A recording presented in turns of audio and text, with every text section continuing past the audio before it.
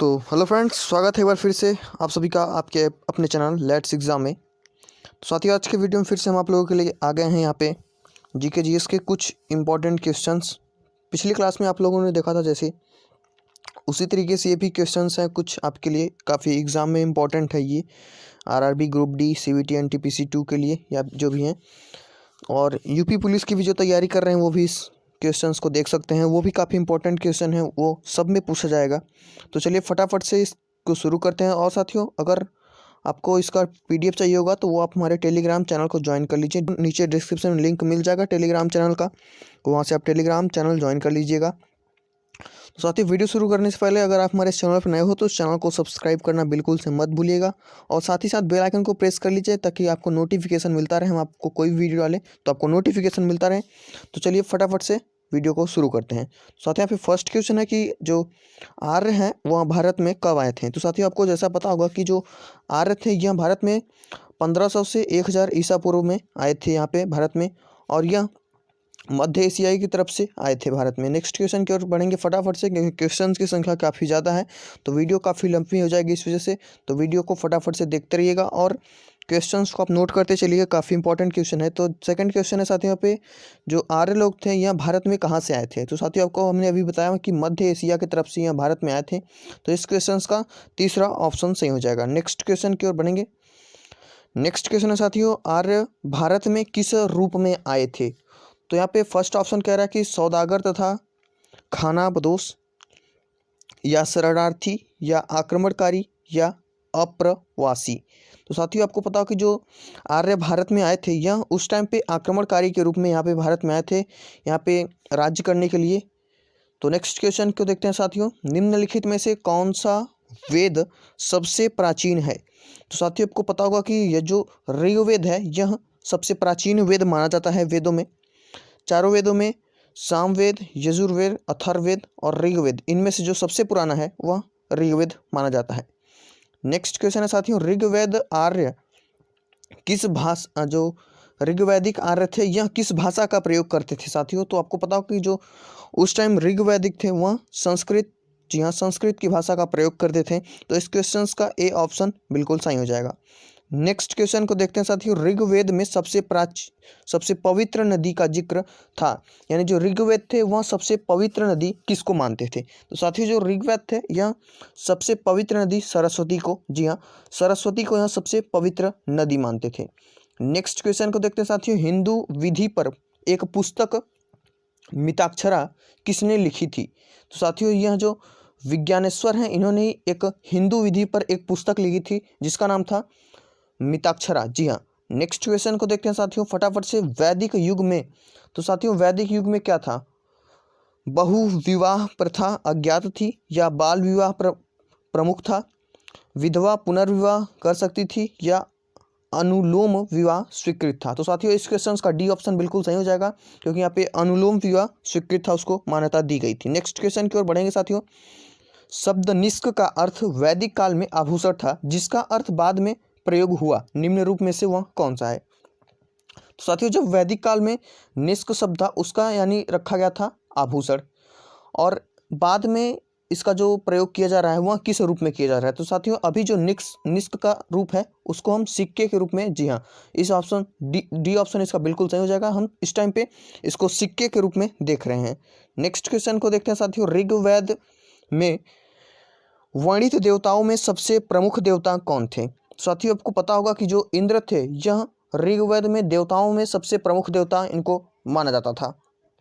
Next question को देखते हैं साथियों, वैदिक देवता इंद्र ईश्वर थे, यानी यह किसके ईश्वर थे। तो साथियों, जो वर्षा एवं व्रज ये इसके ईश्वर मानते थे ऋग्वैदिक उस टाइम पे इनको, इंद्र भगवान को। नेक्स्ट क्वेश्चन को देखते हैं, ऋग्वेद का प्रमुख देवत्व कौन था, यानी कौन है। तो साथियों, जो ऋग्वेद का प्रमुख देव तत्व था यह अग्नि, जी हाँ, अग्नि की भी पूजा यहाँ करते थे। तो नेक्स्ट क्वेश्चन को पढ़ेंगे साथियों फटाफट से। नेक्स्ट क्वेश्चन है, भारत के प्रतीक चिन्ह की आधार पट्टी पर अंकित शब्द सत्यमेव जयते किससे लिया गया है। साथियों, ये काफ़ी इंपॉर्टेंट क्वेश्चन है, तो इसको आप जरूर से नोट करके रखिएगा, क्योंकि ये कभी कभी एग्जाम में पूछ भी लेता है और जनरली एग्जाम में पूछता ही है। तो साथियों, आपको पता होना चाहिए कि जो मंडूकोपनिषद है इसमें से यह सत्यमेव जयते नाम को लिया गया था। नेक्स्ट क्वेश्चन को देखते हैं साथियों, पुराणों की कुल संख्या कितनी है? तो साथियों आपको पता होगा कि जो पुराण है वह टोटल 18 है। जी हाँ, टोटल 18 है। नेक्स्ट क्वेश्चन को देखते हैं जो, तो गायत्री मंत्र का सर्वप्रथम उल्लेख कहाँ से मिलता है, यानी गायत्री मंत्र कहाँ से लिया गया है? तो साथियों आपको बता दें जो गायत्री मंत्र है यह ऋग्वेद में ही, जी हाँ, ऋग्वेद में ही यह गायत्री मंत्र लिया गया था। नेक्स्ट क्वेश्चन को देखते हैं साथियों, वैदिक धर्म का मुख्य लक्षण इनमें से किसकी उपासना थी? तो साथियों जो वैदिक धर्म का मुख्य लक्षण था वह प्रकृति की उपासना थी। जी हाँ, इस क्वेश्चन का ए ऑप्शन बिल्कुल सही हो जाएगा। नेक्स्ट क्वेश्चन को देखते हैं, आर्यों का प्रमुख व्यवसाय क्या था? आपको साथियों पिछले वीडियो में मैंने बताया था कि जो आर्य थे यह पशुपालन करते थे। जी हाँ, इनका मुख्य व्यवसाय पशुपालन है। नेक्स्ट क्वेश्चन को देखते हैं साथियों, वैदिक साहित्य में प्रयुक्त ब्रीहि शब्द का अर्थ है? तो साथियों जो ब्रीहि शब्द है इसको वैदिक साहित्य में चावल के नाम से जानते थे। जी हाँ, चावल को यह ब्रीहि बोलते थे। नेक्स्ट क्वेश्चन को देखते हैं साथियों, पाणिनि किस विषय के प्रसिद्ध विद्वान थे?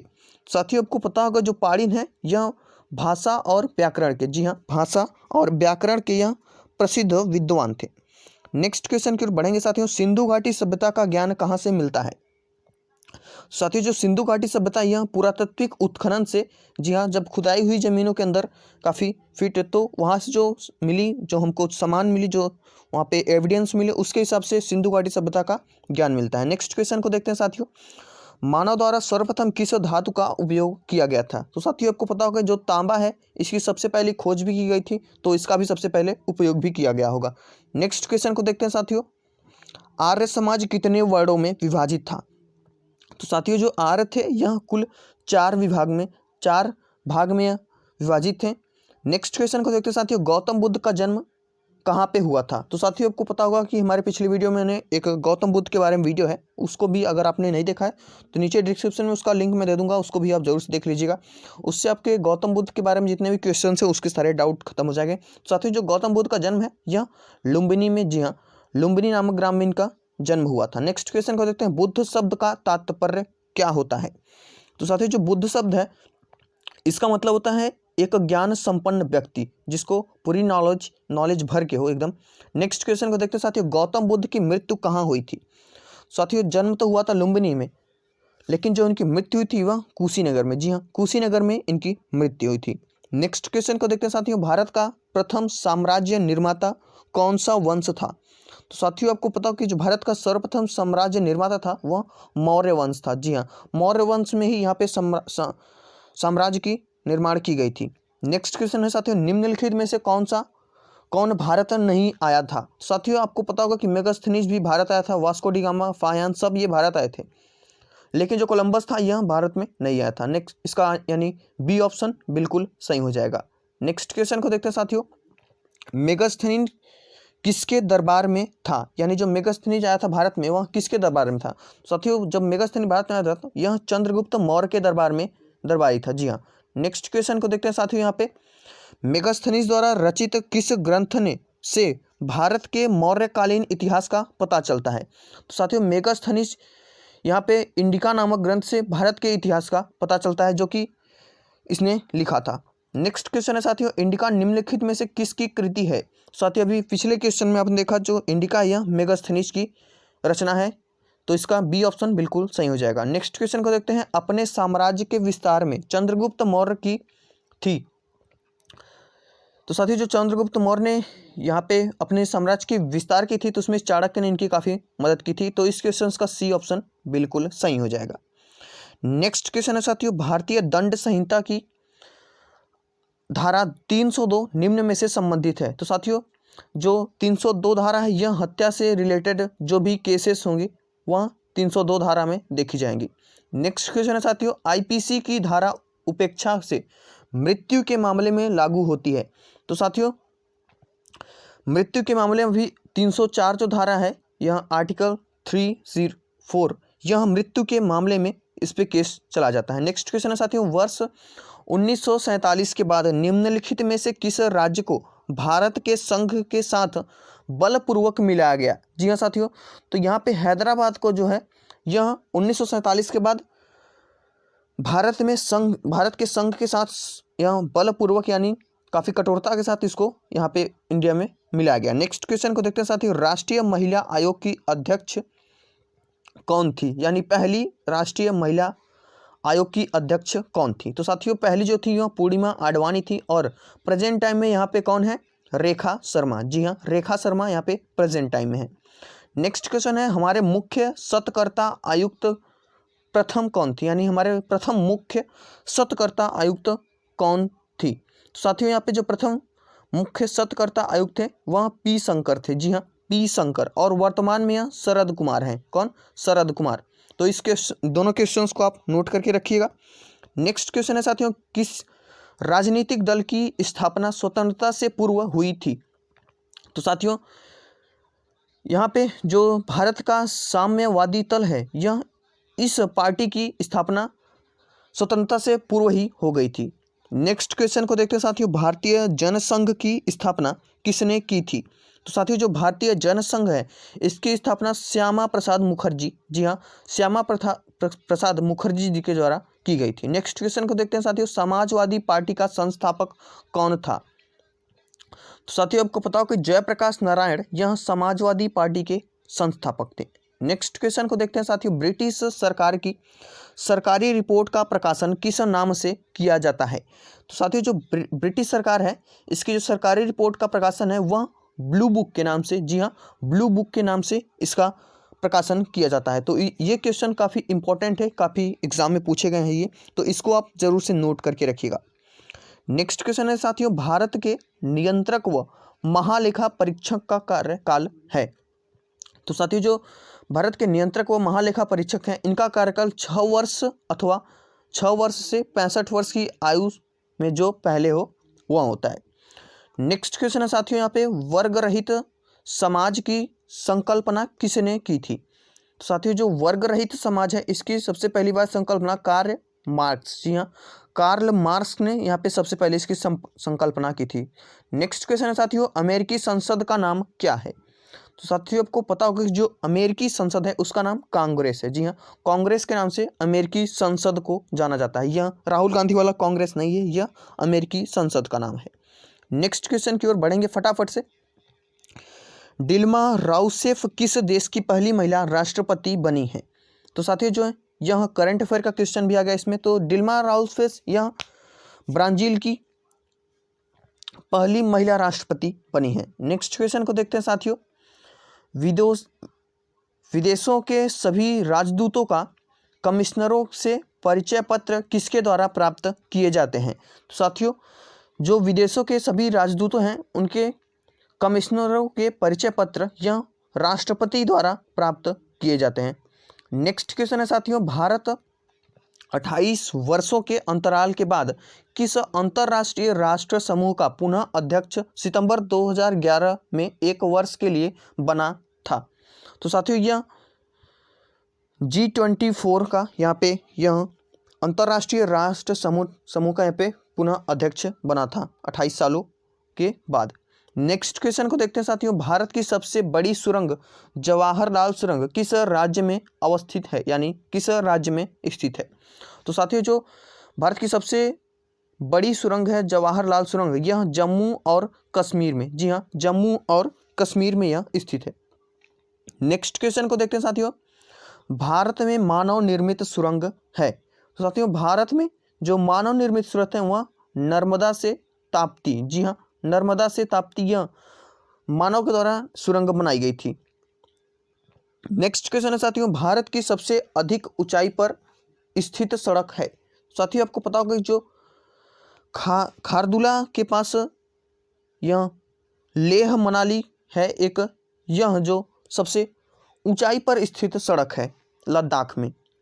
नेक्स्ट क्वेश्चन है साथियों, किस राज्य में सड़कों की लंबाई सबसे अधिक है। तो साथियों यह रिपोर्ट यहाँ पे जारी किया गया था कि किस राज्य में सड़कों की यानी जो सड़कों की लंबाई है वह सबसे अधिक है। तो इसमें पता चला गया था दोस्तों यहाँ पे जो मध्य प्रदेश है यहाँ पे इसकी जो सड़क है वह काफ़ी लंबे पाए जाते हैं। नेक्स्ट क्वेश्चन है साथियों, रेल के डिब्बे कहाँ पे बनाए जाते हैं। ये क्वेश्चंस आपके रेलवे में पूछे जाएंगे तो इसको भी आप जरूर से नोट करिएगा। तो साथियों जो रेल के डिब्बे हैं यह कपूरथला तथा पेरुम्बर, जी हाँ, पेरुम्बुर में यह बनाए जाते हैं। नेक्स्ट क्वेश्चन को देखते हैं साथियों। तमिलनाडु में पर्वत रेल संबंध ऊटी को कहाँ से जोड़ता है? तो साथियों जो तमिलनाडु में पर्वत संबंध ऊटी है, यह कोयम्बटूर को जोड़ता है। नेक्स्ट क्वेश्चन को देखते हैं साथियों।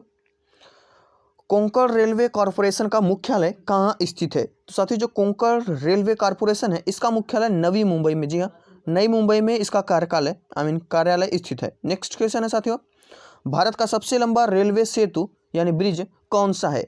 साथियों जो भारत का सबसे लंबा रेलवे सेतु है वह है डेहरी ओसोन, जी हाँ, डेहरी ओसोन यहाँ भारत की सबसे लंबी रेलवे सेतु है। तो साथियों यहाँ पे क्वेश्चन सारे खत्म हो जाते हैं।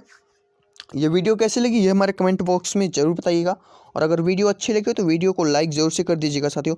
मिलेंगे ऐसे ही इंपॉर्टेंट क्वेश्चन के साथ में आपसे, तब तक के लिए जय हिंद। तो साथियों जो भारत के नियंत्रक व महालेखा परीक्षक हैं, इनका कार्यकाल 6 वर्ष अथवा 6 वर्ष से 65 वर्ष की आयु में जो पहले हो वह होता है।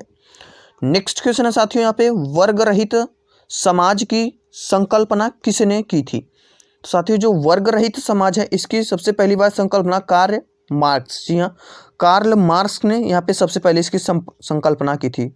नेक्स्ट क्वेश्चन है साथियों, अमेरिकी संसद का नाम क्या है? तो साथियों आपको पता होगा कि जो अमेरिकी संसद है उसका नाम कांग्रेस है, जी हाँ, कांग्रेस के नाम से अमेरिकी संसद को जाना जाता है। यह राहुल गांधी वाला कांग्रेस नहीं है, यह अमेरिकी संसद का नाम है। नेक्स्ट क्वेश्चन की ओर बढ़ेंगे फटाफट से। डिल्मा राउसेफ किस देश की पहली महिला राष्ट्रपति बनी है? तो साथियों जो है यह करंट अफेयर का क्वेश्चन भी आ गया इसमें। तो डिल्मा राउसेफ यह ब्राजील की पहली महिला राष्ट्रपति बनी है। नेक्स्ट क्वेश्चन को देखते हैं साथियों, विदेशों के सभी राजदूतों का कमिश्नरों से परिचय पत्र किसके द्वारा प्राप्त किए जाते हैं? तो साथियों जो विदेशों के सभी राजदूतों हैं उनके कमिश्नरों के परिचय पत्र यह राष्ट्रपति द्वारा प्राप्त किए जाते हैं। नेक्स्ट क्वेश्चन है साथियों, भारत 28 वर्षों के अंतराल के बाद किस अंतर्राष्ट्रीय राष्ट्र समूह का पुनः अध्यक्ष सितंबर 2011 में 1 वर्ष के लिए बना था? तो साथियों यह G24 का यहाँ पे यह अंतर्राष्ट्रीय राष्ट्र समूह का यहाँ पे पुनः अध्यक्ष बना था 28 सालों के बाद। नेक्स्ट क्वेश्चन को देखते हैं साथियों, भारत की सबसे बड़ी सुरंग जवाहरलाल सुरंग किस राज्य में अवस्थित है, यानी किस राज्य में स्थित है? तो साथियों जो भारत की सबसे बड़ी सुरंग है जवाहरलाल सुरंग, यह जम्मू और कश्मीर में, जी हाँ, जम्मू और कश्मीर में यह स्थित है। नेक्स्ट क्वेश्चन को देखते हैं साथियों, भारत में मानव निर्मित सुरंग है। तो साथियों भारत में जो मानव निर्मित सुरंग है वह नर्मदा से ताप्ती, जी हाँ, नर्मदा से ताप्ती यह मानव के द्वारा सुरंग बनाई गई थी। नेक्स्ट क्वेश्चन है साथियों, भारत की सबसे अधिक ऊंचाई पर स्थित सड़क है। साथियों आपको पता होगा कि जो खारदुला के पास यह लेह मनाली है एक, यह जो सबसे ऊंचाई पर स्थित सड़क है लद्दाख में। नेक्स्ट क्वेश्चन है साथियों, किस राज्य में सड़कों की लंबाई सबसे अधिक है? तो साथियों यह रिपोर्ट यहाँ पे जारी किया गया था कि किस राज्य में सड़कों की यानी जो सड़कों की लंबाई है वह सबसे अधिक है। तो इसमें पता चला गया था दोस्तों यहाँ पे जो मध्य प्रदेश है, यहाँ पे इसकी जो सड़क है वह काफ़ी लंबे पाए जाते हैं। नेक्स्ट क्वेश्चन है साथियों, रेल के डिब्बे कहाँ पे बनाए जाते हैं? ये क्वेश्चंस आपके रेलवे में पूछे जाएंगे, तो इसको भी आप जरूर से नोट करिएगा। तो साथियों जो रेल के डिब्बे हैं यह कपूरथला तथा पेरुम्बर, जी हाँ, पेरुम्बुर में यह बनाए जाते हैं। नेक्स्ट क्वेश्चन को देखते हैं साथियों, तमिलनाडु में पर्वत रेल संबंध ऊटी को कहाँ से जोड़ता है? तो साथियों जो तमिलनाडु में पर्वत संबंध ऊटी है, यह कोयम्बटूर को जोड़ता है। नेक्स्ट क्वेश्चन को देखते हैं साथियों, कोंकण रेलवे कॉरपोरेशन का मुख्यालय कहाँ स्थित है? तो साथियों जो कोंकण रेलवे कॉरपोरेशन है इसका मुख्यालय नवी मुंबई में, जी हाँ, नई मुंबई में इसका कार्यालय स्थित है। नेक्स्ट क्वेश्चन है साथियों, भारत का सबसे लंबा रेलवे सेतु यानी ब्रिज कौन सा है? साथियों जो भारत का सबसे लंबा रेलवे सेतु है वह है डेहरी ओसोन, जी हाँ, डेहरी ओसोन यहाँ भारत की सबसे लंबी रेलवे सेतु है। तो साथियों यहाँ पे क्वेश्चन सारे खत्म हो जाते हैं। ये वीडियो कैसी लगी ये हमारे कमेंट बॉक्स में ज़रूर बताइएगा, और अगर वीडियो अच्छी लगी हो तो वीडियो को लाइक ज़रूर से कर दीजिएगा साथियों। मिलेंगे ऐसे ही इंपॉर्टेंट क्वेश्चन के साथ में आपसे, तब तक के लिए जय हिंद।